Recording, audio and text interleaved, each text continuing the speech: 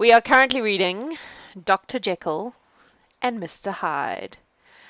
Uh, it's not a very big book. We're on chapter 2, and yeah, so far all that's happened is a lawyer and his buddy took a stroll and told a story about a terrible man called Hyde who knocked over a child and was awful and then had a lot of money that the dude didn't think he should have. Gymming again on Monday, yes, that'll be good for you. It'll be good to get back to something resembling normal. I just hope it stays that way. I guess we'll see what happens. I suppose part of the thing is that we can only know whether or not what New Zealand did worked by going back to normal and seeing what happens. So, anyway, we shall see what occurs over the next few weeks, I guess. Yeah, that's us over here on this tiny island in the future. We are going to dive into chapter 2. Chapter 2 is called Search for Mr. Hyde. We're not actually at 1:30 yet. I feel like I should maybe wait for anybody who's showing up at 1:30, but sorry, there was banging, but it was a cat. A cat that belongs in this house, not just a random cat. I'm going to just dive in. Yes, here we go. Search for Mr. Hyde. That evening, Mr. Utterson came home to his bachelor house in sombre spirits, and sat down to dinner without relish. It was his custom of a Sunday, when this meal was over, to sit close by the fire, a volume of some dry divinity on his reading desk, until the clock of the neighbouring church rang out the hour of 12, when he would go soberly and gratefully to bed. On this night, however, as soon as the cloth was taken away, he took up a candle and went into his business room. There he opened his safe, took from the most private part of it a document endorsed on the envelope as Dr. Jekyll's will, and sat down with a clouded brow to study its contents. The will was holograph, for Mr. Utterson, though he took charge of it now that it was made, had refused to lend the least assistance in the making of it. It provided not only that, in case of the decease of Henry Jekyll, M.D., D.C.L., LL.D., F.R.S., and C., all his possessions were to pass into the hands of his friend and benefactor, Edward Hyde, but that in case of Dr. Jekyll's disappearance or unexplained absence for any period exceeding 3 calendar months, the said Edward Hyde should step into the said Henry Jekyll's shoes without further delay, and free from any burden or obligation beyond the payment of a few small sums to the members of the doctor's household. This document had long been the lawyer's eyesore. It offended him both as a lawyer and as a lover of the sane and customary sides of life, to whom the fanciful was the immodest. And hitherto it was his ignorance of Mr. Hyde that had swelled his indignation. Now, by a sudden turn, it was his knowledge. It was already bad enough when the name was but a name of which he could learn no more. It was worse when it began to be clothed upon with detestable attributes. And out of the shifting, insubstantial mists that had so long baffled his eye, there leapt up the sudden, definite presentiment of a fiend. "I thought it was madness," he said, as he replaced the obnoxious paper in the safe, "and now I begin to fear it is disgrace." With that he blew out his candle, put on a great coat, and set forth in the direction of Cavendish Square, that citadel of medicine, where his friend, the great Dr. Lanyon, had his house, and received his crowding patients. If any one knows, it will be Lanyon, he had thought. The solemn butler knew and welcomed him. He was subjected to no stage of delay, but ushered direct from the door to the dining-room, where Dr. Lanyon sat alone over his wine. This was a hearty, healthy, dapper, red-faced gentleman, with a shock of hair prematurely white, and a boisterous and decided manner. At sight of Mr. Utterson, he sprang up from his chair and welcomed him with both hands. The geniality, as was the way of the man, was somewhat theatrical to the eye, but it reposed on genuine feeling, for these two were old friends, old mates both at school and college, both thorough respecters of themselves and of each other, and what does not always follow, men who thoroughly enjoyed each other's company. After a little rambling talk, the lawyer led up to the subject which so disagreeably preoccupied his mind. "I suppose, Lanyon," he said, "you and I must be the two oldest friends that Henry Jekyll has." "I wish the friends were younger," chuckled Dr. Lanyon, "but I suppose we are. And what of that? I see little of him now." "Indeed," said Utterson, "I thought you had a bond of common interest." "We had," was his reply, "but it is more than 10 years since Henry Jekyll became too fanciful for me. He began to go wrong in mind, and though, of course, I continue to take an interest in him for old sake's sake, as they say, I see, and I have seen, devilish little of the man. Such unscientific balderdash," added the doctor, flushing suddenly purple, "would have estranged Damon and Pythias." This little spirit of temper was somewhat of a relief to Mr. Utterson. They have only differed on some point of science, he thought, and being a man of no scientific passions, except in the matter of conveyancing, he even added, "It is nothing worse than that." He gave his friend a few seconds to recover his composure, and then approached the question he had come to put. "Did you ever come across a protégé of his? One Hyde?" he asked. "Hyde?" repeated Lanyon. "No, never heard of him since my time." That was the amount of information that the lawyer carried back with him to the great dark bed on which he tossed to and fro until the small hours of the morning began to grow large. It was a night of little ease to his toiling mind, toiling in mere darkness and besieged by questions. 6 o'clock struck on the bells of the church that was so conveniently near to Mr. Utterson's dwelling, and still he was digging at the problem. Hitherto it had touched him on the intellectual side alone, but now his imagination also was engaged, or rather enslaved. And as he lay and tossed in the gross darkness of the night, and the curtained room, Mr. Enfield's tale went by before his mind in a scroll of lighted pictures. He would be aware of the great field of lamps of a nocturnal city, then of the figure of a man walking swiftly, then of a child running from the doctors, and then these met, and that human juggernaut trod the child down and passed on regardless of her screams. Or else he would see a room in a rich house where his friend lay asleep, dreaming and smiling at his dreams, and then the door of that room would be opened, the curtains of the bed plucked apart, the sleeper recalled, and lo, there would stand by his side a figure to whom power was given, and even at that dead hour he must rise and do its bidding. The figure in these two phases haunted the lawyer all night, and if at any time he dozed over, it was but to see it glide more stealthily through sleeping houses, or move the more swiftly, and still the more swiftly, even to dizziness, through wider labyrinths of lamp-lighted city, and at every street corner crush a child and leave her screaming.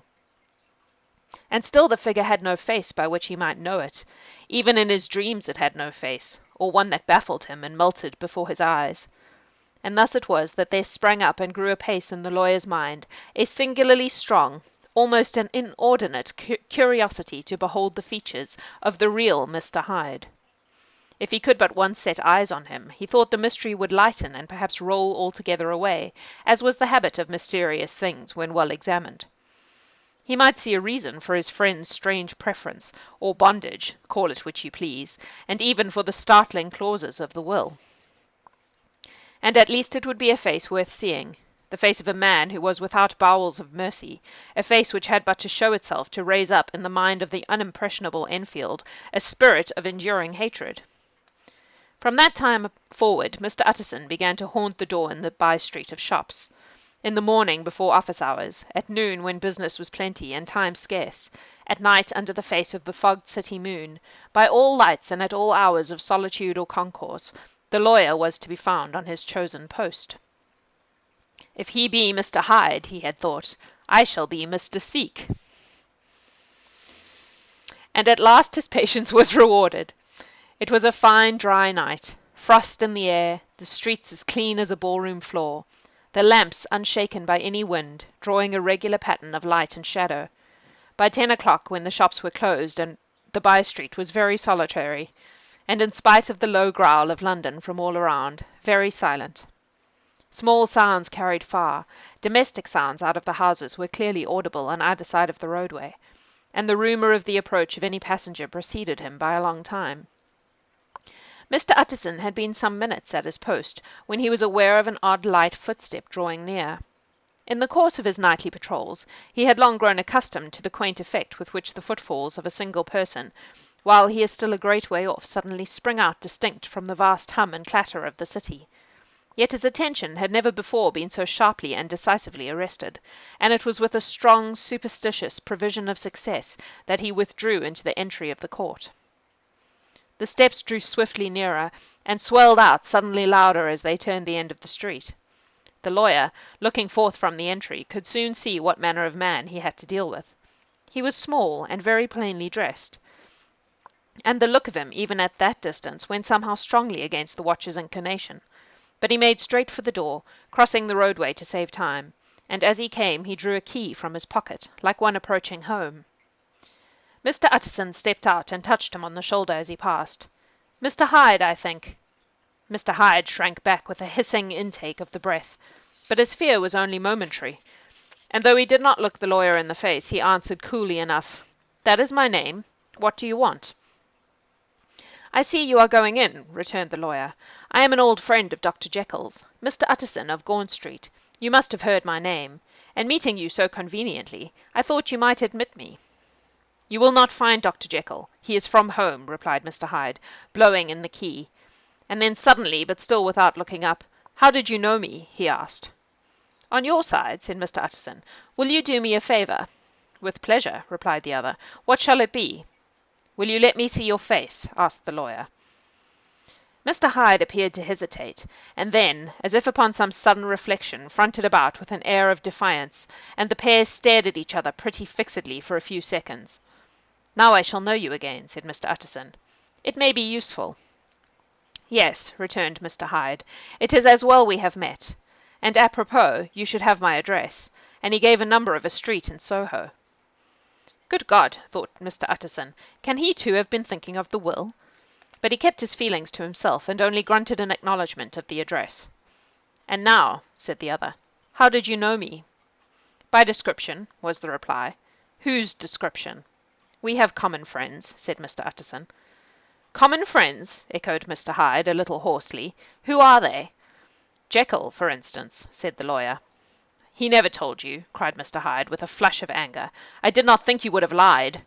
"Come," said Mr. Utterson, "that is not fitting language." The other snarled aloud into a savage laugh, and the next moment, with extraordinary quickness, he had unlocked the door and disappeared into the house. The lawyer stood a while when Mr. Hyde had left him, the picture of disquietude. Then he began slowly to mount the street, pausing every step or two and putting his hand to his brow like a man in mental perplexity. The problem he was thus debating as he walked was one of a class that is rarely solved. Mr. Hyde was pale and dwarfish. He gave an impression of deformity without any nameable malformation. He had a displeasing smile. He had borne himself to the lawyer with a sort of murderous mixture of timidity and boldness, and he spoke with a husky whispering and somewhat broken voice. All these were points against him. But not all of these together could explain the hitherto unknown disgust, loathing, and fear with which Mr. Utterson regarded him. "There must be something else," said the perplexed gentleman. "There is something more, if I could find a name for it. God bless me, the man seems hardly human. Something troglodytic, shall we say? Or can it be the old story of Dr. Fell? Or is it the mere radiance of a foul soul that thus transpires through, and transfigures its clay continent? The last, I think. For oh, my poor old Harry Jekyll, if ever I read Satan's signature upon a face, it is on that of your new friend." Round the corner from the by-street there was a square of ancient and handsome houses, now for the most part decayed from their high estate, and let in flats and chambers to all sorts of conditions of men, map engravers, architects, shady lawyers, and the agents of obscure enterprises. One house, however, second from the corner, was still occupied entire, and at the door of this, which wore a great air of wealth and comfort, though it was now plunged in darkness, except for the fanlight, Mr. Utterson stopped and knocked. A well-dressed elderly servant opened the door. "Is Dr. Jekyll at home, Poole?" asked the lawyer. "I will see, Mr. Utterson," said Poole, admitting the visitor as he spoke into a large, low-roofed, comfortable hall, paved with flags, warmed, after the fashion of a country house, by a bright open fire, and furnished with costly cabinets of oak. "Will you wait here by the fire, sir, or shall I give you a light in the dining-room?" "Here, thank you," said the lawyer, and he drew near and leaned on the tall fender. This hall in which he was now left alone was a pet fancy of his friend the doctor's, and Utterson himself was wont to speak of it as the pleasantest room in London. But tonight there was a shudder in his blood. The face of Hyde sat heavy on his memory. He felt, what was rare in him, a nausea and distaste of life, and in the gloom of his spirits he seemed to read a menace in the flickering of the firelight on the polished cabinets, and the uneasy starting of the shadow on the roof. He was ashamed of his relief when Poole presently returned to announce that Dr. Jekyll was gone out. "I saw Mr. Hyde go in by the old dissecting room door, Poole," he said. "Is that right, when Dr. Jekyll is from home?" "Quite right, Mr. Utterson, sir," replied the servant. "Mr. Hyde has a key." "Your master seems to repose a great deal of trust in that young man, Poole," resumed the other musingly. "Yes, sir, he do indeed," said Poole. "We have all orders to obey him." "I do not think I ever met Mr. Hyde?" asked Utterson. "Oh dear no, sir. He never dines here," replied the butler. "Indeed, we see very little of him on this side of the house. He mostly comes and goes by the laboratory. Well, good night, Poole. Good night, Mr. Utterson." And the lawyer set out homeward with a very heavy heart. "Poor Harry Jekyll," he thought. "My mind misgives me he is in deep waters. He was wild when he was young, a long while ago, to be sure, but in the law of God there is no statute of limitations. Ah, it must be that, the ghost of some old sin, the cancer of some concealed disgrace. Punishment coming, pede claudo, years after memory has forgotten, and self-love condoned the fault." And the lawyer, scared by the thought, brooded awhile on his own past, groping in all the corners of memory, lest by chance some jack-in-the-box of an old iniquity should leap to light there. His past was fairly blameless. Few men could read the rolls of their life with less apprehension, yet he was humbled to the dust by the many ill things he had done, and raised up again into a sober and fearful gratitude by the many that he had come so near to doing, yet avoided. And then by a return of his former subject he conceived a spark of hope. This Master Hyde, if he were studied, thought he, must have secrets of his own. Black secrets, by the look of him, secrets compared to which poor Jekyll's worst would be like sunshine. Things cannot continue as they are. It turns me quite cold to think of this creature stealing like a thief into Harry's bedside. Poor Harry! What awakening! And the danger of it! For if this Hyde suspects the existence of the will, he may grow impatient to inherit. Ay, I must put my shoulder to the wheel. If Jekyll will but let me, he added. If Jekyll will only let me. For once more he saw before his mind's eye, as clear as a transparency, the strange clauses of the will.